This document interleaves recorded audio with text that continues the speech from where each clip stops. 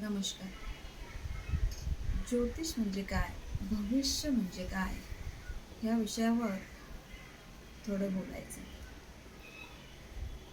ज्योतिष म्हटलं तर ज्योतिषशास्त्र. पण भविष्य म्हणजे जसं आपण राशी भविष्य वाचतो आणि आपण खुश होतो. म्हणजे काही वेळा खुश होतो, तर काही वेळा नर्वस होतो, की राशी भविष्यामध्ये माझ्या असं लिहिलं आहे. मग ते पॉझिटिव्ह असेल तर खुश होतो, पण निगेटिव्ह असेल तर आपण खूप नाराज होऊन जातो आणि तो निगेटिव्ह विचार करतो. तर फक्त राशी भविष्य वाचलेलं जे असतं ते म्हणजे पूरक, फक्त नॉर्मल आपल्याला एक माहिती मिळणं. पण ज्योतिषशास्त्र खूप मोठं आहे. आपण ज्योतिषशास्त्रामधून चंद्र राशीचा, राशी स्वामी, त्यानंतर नक्षत्र, नक्षत्र स्वामी, नक्षत्र चरण, त्याच्यानंतर लग्न कुंडली, लग्न राशी स्वामी, त्यामधलं नक्षत्र स्वामी, त्या दोन्ही गोष्टींचा विचार केला जातो. त्यानंतर नवमांश कुंडली आहे, त्याचा विचार केला जातो. त्यानंतर आपण ग्रहदशांचा विचार करतोय. आत्ता चालू असणाऱ्या दशा कुठल्या आहेत, आपल्या घरामध्ये, आपल्या पत्रिकेमध्ये आपले ग्रह कुठे बसले आहेत, ते चांगल्या स्थानात योग्य ठिकाणी आहेत, पूरक स्थानामध्ये आहेत का प्रॉब्लेम स्थानामध्ये आहेत, नुकसानकारक स्थानामध्ये आहेत.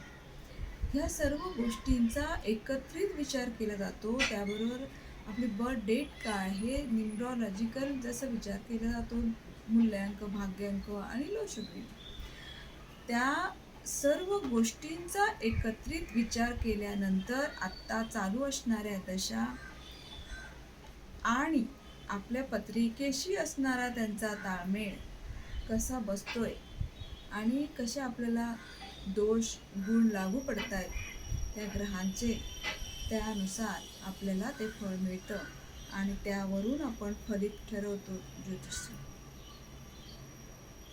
जेव्हा ह्या सर्व गोष्टींचा विचार करून आपण भविष्य ऐकतो, तेव्हा त्या गोष्टीमध्ये बऱ्याच गोष्टी फॉलो करायच्या असतात, की आत्ताची असणारी ग्रहदशा काय आहे, त्यानुसार तुम्हाला काय केलं पाहिजे, पुढे येणाऱ्या घटना कशा आहेत, चांगल्या आहेत तुमच्यासाठी की काही प्रॉब्लेम घेऊन येणारे आहेत. मग जेव्हा चांगल्या आहेत तेव्हा तुम्ही भरारी मारण्यासाठी काय केलं पाहिजे, आणि जेव्हा अडचणी येणार आहेत तर तिथे कुठे थांबलं पाहिजे, कुठचे डिसिजन कधी घेतले पाहिजे, कधी घाई करू नये, ह्या सर्व गोष्टींचा विचार त्या ज्योतिषशास्त्रामध्ये सांगितला जातो. ज्योतिषशास्त्र म्हणजे एक मार्गदर्शक आहे. त्या मार्गदर्शनानुसार जर आपण वागलो तर बऱ्याच अंशी आपण खूप पुढे जाऊ शकतो. काही वेळा दशा खराब असतात, मग काही वेळ थांबणं, थोडं माघार घेणं गरजेचं असतं आणि त्यातून मार्ग काढायचा असेल तर त्यावरही काही उपाय असतात. ज्योतिषशास्त्राचा आपण आधार घेऊन आपल्या भविष्यामध्ये योग्य मार्ग निवडून पुढे जाणं म्हणजे ज्योतिषशास्त्राचा अभ्यास करून जाणं. जसं आपण एखाद्या डॉक्टरकडे गेलो आणि डॉक्टर औषधं लिहून देतात, त्याच्यानंतर रुटीन फॉलो करायला सांगतात, त्याच्यानंतर काय खावं काय खाऊ नये या सर्व गोष्टी सांगतात, त्या फॉलो केल्या तर आपल्याला आजारातून मुक्ती मिळते. तसंच ज्योतिषाचं आहे. ज्योतिष आपण ऐकलं, समजून घेतलं तेवढं पुरेसं नाही आहे. त्यामध्ये सांगितलेले नियम, काही मंत्रजाप आहे, काही पाळणं, काय टाळणं आहे, काय करावं, कधी करावं, ह्या सर्व गोष्टी आहेत. आपल्या दशेनुसार सांगितल्या जाणाऱ्या वेळा आहेत. ह्या सर्व गोष्टी फॉलो केल्या तर आपल्याला नक्की रिझल्ट येतो.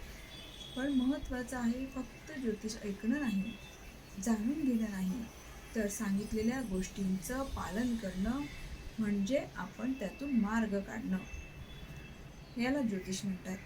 आणि त्यानुसार आपण वागणंही खूप महत्त्वाचं आहे आणि त्यानंतर आपल्या जीवनामध्ये आपण आमूलाग्र बदल घडवून आणू शकतो.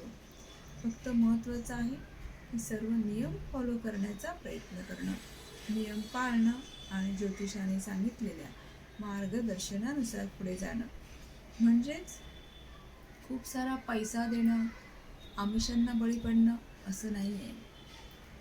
काही आपल्या पत्रिकेच्या दशेनुसार काही डिसिजन घेणं, वाहत कुठे जाऊ नये आणि कुठे गेलं पाहिजे, कुठल्या फील्डमध्ये गेलं पाहिजे, काय केलं पाहिजे, कुठे आपण अटकू शकतो त्यावेळी काय केलं पाहिजे, कधी सावधगिरीने राहिलं पाहिजे, कोणाच्या संपर्कात आलं पाहिजे, कोणाच्या संपर्कात येऊ नये, ह्या सर्व गोष्टींचा ताळमेळ करणं आणि मार्ग काढणे म्हणजे आपलं ज्योतिष, म्हणजे आपलं भविष्य घडवणं, म्हणजे ज्योतिषशास्त्राचा अभ्यास करून पुढे जाणं आणि योग्य डिसिजन घेणं आणि योग्य यश मिळवणं असं होतं.